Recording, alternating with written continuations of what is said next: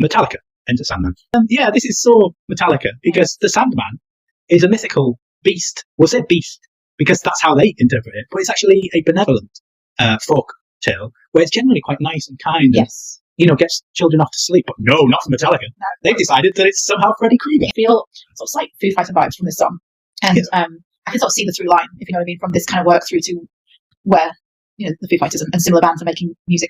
Yeah, apparently this, they got inspired by Soundgarden, which you mentioned you quite like. Yeah, it doesn't surprise me, actually, yes. It was recorded in a very weird way, I think. Like, most bands try and do some sort of element of live recording. Apparently all the instruments were recorded separately, and the drums were recorded 50 times. Oh, God. So maybe like a little bit of a Frankenstein monster when it comes to putting this together. It's produced by Bob Rock. I mean, that's a cool name, isn't it? I'm going to pretend I know who he is. And you just have got a future in the biz when you're called Bob Rock, isn't it? It's like, what shall I do for a living? Well. And they're also sued by a band called XL, which I'm informed don't work for Microsoft.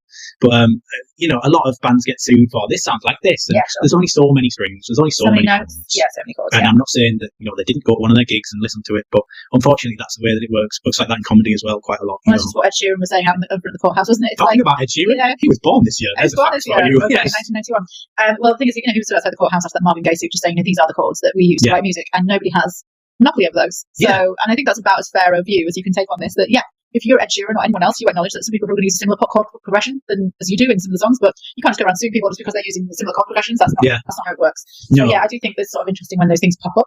I mean, can you imagine Oasis existing if you can't use similar chords that have been used before? Even in their own songs, you know what I mean? Let's just use that bit from whatever and we'll use that bit from Wonderwall. Absolutely, yeah. By the way, I do like Oasis, but, this is the way the music works. Maybe not as blatant as Oasis were, because they actually admitted to it. A lot of bands didn't. So you've got to give them credit for that. That's Oasis tangent number 2 or 3.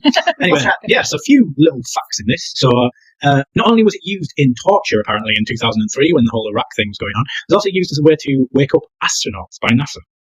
Weezer covered it as well. And Helen, you won't be surprised by this one. It was number 1 in the end-of-year charts in Finland. I mean, yes, call me unsurprised. And apparently it's also, a lot of these songs are going to be used as entrances to the darts or the football or whatever. Apparently this was used as entrance music to Brentford and the Welsh rugby team assembly or